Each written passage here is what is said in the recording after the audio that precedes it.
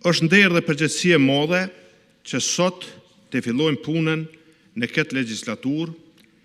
në një moment kur qytetarët presin stabilitet, zhvillim ekonomik dhe institucione që punojnë me integritet dhe profesionalizëm, duke respektuar trashëgiminë e demokracisë dhe lirisë, e cila këto ditë po mbrohet edhe në gjykimin e themeluesve të ushtrisë shërimtare të Kosovës, që njëherët janë edhe bashkëthemelues se bashku me shumë gra dhe burra të nderuar të kombit të vetë Republikës së Kosovës. Fillimisht, duhet potencoj se kjo seancë themeltare e legjislaturës së 10 është dëshmi e rrugës së vështirë që ka kaluar Kosova për të ndërtuar shtetin dhe demokracinë e saj. Sot, detyra jonë është që këtë shtet ta forcojmë me tej përmes mbrojtjes së vërtetës dhe drejtësisë në Hagë, si një temë që sot dominon vëmendjen dhe ndërgjegjen e kujdo që respekton luftën për liri dhe pavarësi. Natyrisht, kontributi jonë si deputet në muajt dhe vitet e ardhshme duhet të bëhet patjetër edhe përmes politikave të përgjithshme ekonomike, përmes mbështetjes së sektorit privat, përmes rritjes së mirëqenies sociale, një diplomaci me të urtë dhe të fokusuar në kthimin e mirëbesimit me aleatet dhe përmes garantimit të sundimit të ligjit për çdo qytetar. Partia Demokratike e Kosovës dhe deputetët tonë do të jenë në balë të rujtjes së këtyre vlerave, që synojnë ngritjen e standardit për gjithë qytetarët, por edhe ringritjen e Kosovës në skenën ndërkombëtare në këtë situatë mjaft të komplikuar gjeopolitike. Të nderuar deputet, zgjedhjet e dhjetorit kanë krijuar këtë përbërje të re parlamentare. Vota e qytetarëve ta jap nderin më të madh në drejtimin e kuvendit të qenurit deputet, por edhe të qeverisë. Ky është një nder i cili po mbrohet nga presidenti Hashim Thaçi, kryetari Kadri Veseli, kryetari Jakub Krasniqi dhe Recep Selimi në gjykimin e padrejtë në Hagë. Por si nder i ka rënjet në sakrificën e shumë gjeneratave para nesh, përfshirë komandantin legjendar Adem Jashari dhe presidentin Ibrahim Rugova dhe shumë të tjerë që luftuan, përfshirë edhe familjen e nderuar Haradinaj që i kemi edhe kolegë në kuvend. Megjithatë, ky nder i udhëheqjes vjen edhe me përgjegjësi të madhe. Kjo përgjegjësi nuk është vetëm retorike, nuk është vetëm e projektuar në fjalimet e fushatave zgjedhore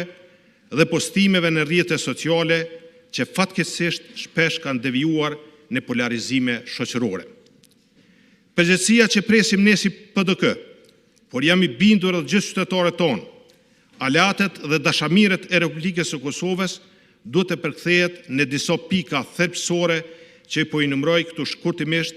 për të konkretizuar pritjet tona si PDK nga kjo legjislaturë dhe nga institucionet që do të derivojnë nga ky kuvend.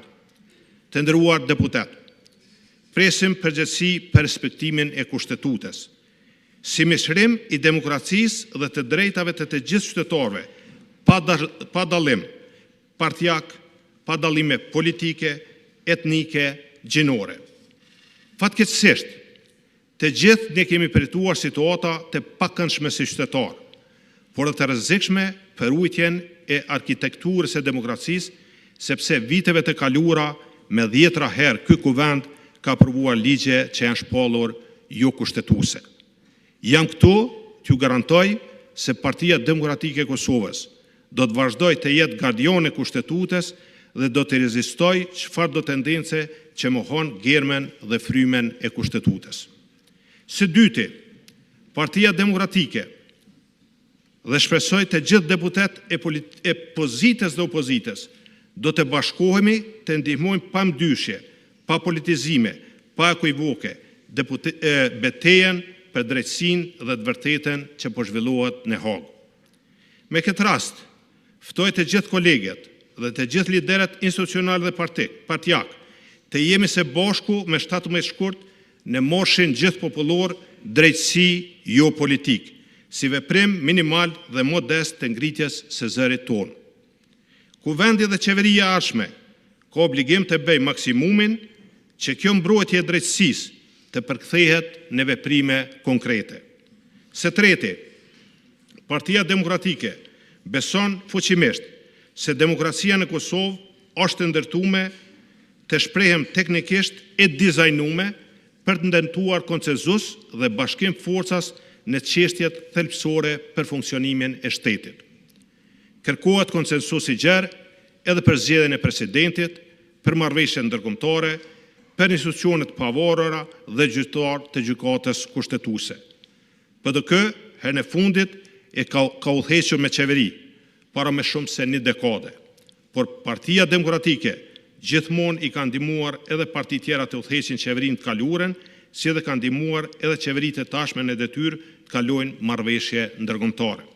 Të dashur qytetarë, përkrahjen tonë për gjetjet konsensusit kur mos e shehni si shenjë të dobësisë. Si parti bashkëthemeltare shtetit Kosovës dhe si partia më e madhe opozitare tash e 2 legislatura, ne do të japim kontributin në arritjen e marrëveshjeve për të mirën e Kosovës dhe qytetarëve të Kosovës. Për çdo pikë ku do të kërkohet vota jonë, do të kemi kërkesa që burojnë nga nevojat e qytetarëve, politikat e guximshme për përparim, jo stagnim, dhe aty nuk do të bëjmë asnjë kompromis. Nuk do të bëjmë kompromis as në vendimet që janë të nevojshme për rrugtimin e Kosovës drejt NATO-s dhe Bashkimit Evropian dhe rujtjes së aleancës me Shtetet e Bashkuara të Amerikës dhe shtetet mike. Por këto çështje i takojnë sesioneve të ardhshme. Ndërsa tani kolegë të nderuar deputet, dua të përmbyll këtë fjalim me një shqetësim besoj të shumicës sonë këtu lidhur me procesin gjyqësor në Hagë. Raporti i shtetit tonë me themeluesit e OÇK-s, që njerësh janë edhe themelues të shtetit, me procesin që po zhvillohet kundër tyre në Hagë, i cili tash është në përfundim, kërkon qasje me dinjitoze, me të matur dhe me unifikuese. Prandaj, pavarësisht dallimeve politike, dinjiteti institucional dhe mbështetja e drejtë për ta janë detyrim i përbashkët i yni. Në këtë kontekst, pasi edhe vetë ju këto ditë keni qenë dëshmitar të kërkesave absurde të prokurisë në Hagë, unë nga kjo seancë ju njoftoj se në seancën e parë të punës do të procedojmë votimin e rezolutës të hartuar dhe të propozuar nga ekspertë pavarur, rezolutë që tash është i dorëzuar kuvendit, me të cilën kërkohet gjykim i drejtë, i panshëm dhe profesional në përputhje me standardet më të mira ndërkombëtare dhe në respektim të plotë të drejtave të njerëzit. Shtetet financuese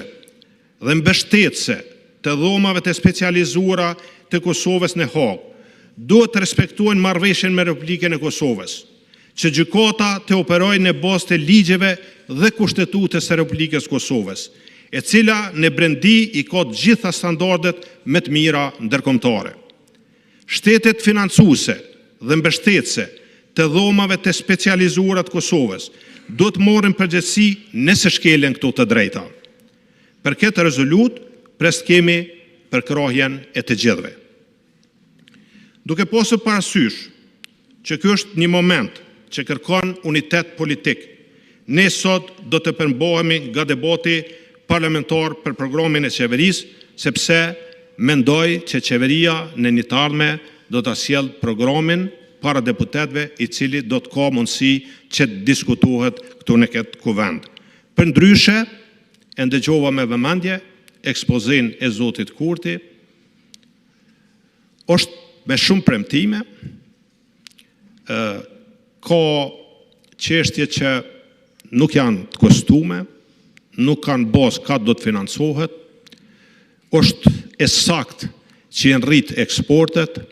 por nuk është e mjaftueshme mu përmend janë rrit eksportet, pa i përmend që janë rrit importet, që është thellu deficiti tregtar,